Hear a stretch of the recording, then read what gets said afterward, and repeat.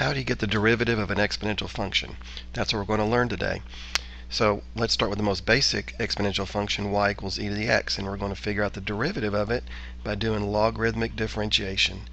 So remember that begins with taking the log of both sides, and the natural log of e to the x is just x, and now we differentiate both sides, and this is going to be implicit differentiation, so I have to multiply by y prime, and the derivative of x is 1.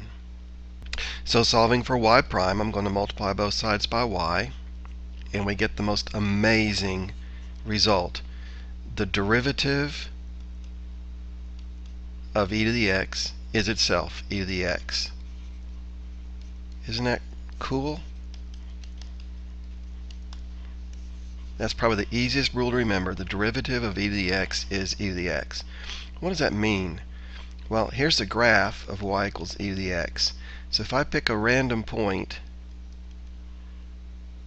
x, then over here, the y coordinate is e to the x.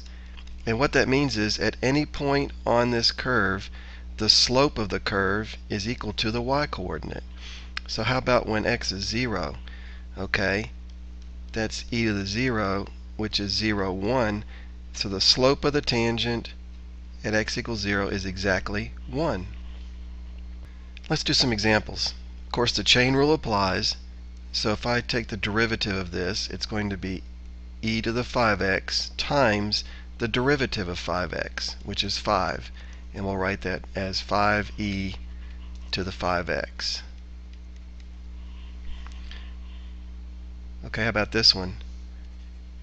dy dx is going to equal the original exponential times the derivative of the exponent. Okay? Same deal here. The derivative is going to be the original exponential times the derivative of the exponent.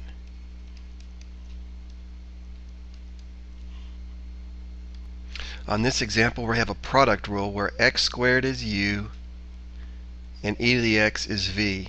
So remember that with a product, the derivative is u prime v plus uv prime. So we're going to make this fit that pattern. So y prime is going to be the derivative of x squared times e to the x plus x squared times the derivative of e to the x. And if you want, you could factor out an x e to the x and end up with 2 plus x times x e to the x. Lots of times you can use the laws of logarithms to simplify before you start taking the derivative. For example, e to the natural log of u is u. So if we apply that rule to this problem before we do any calculus, e to the natural log of 2x is 2x. So that means that dy dx is just 2. It's the same deal here. The natural log of e to the u is u. So if we apply this rule to that expression, y prime is going to be the natural log of e to the x cubed minus 3x simplifies to x cubed minus 3x. And we go ahead and take the derivative. Well, that's not the derivative yet, is it? That's just y. Okay, so now the derivative of that is 3x squared minus 3.